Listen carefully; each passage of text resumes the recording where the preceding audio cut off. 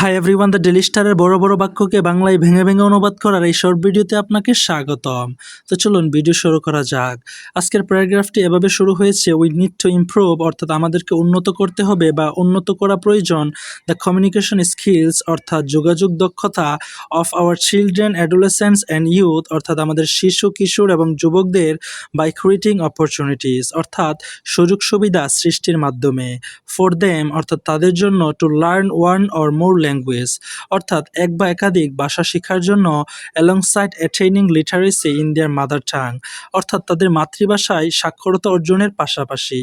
He said in a message on the occasion of international literacy day, অর্থাৎ কোন একটা ব্যক্তির কথা বোঝানো হচ্ছে সে কিনা একটা বার্তায় সেটা বলেছে on the occasion of international literacy day, অর্থাৎ লিটারেসি যে ইন্টারন্যাশনাল যে আন্তর্জাতিক সাক্ষরতা দিবস রয়েছে সেই উপলক্ষে।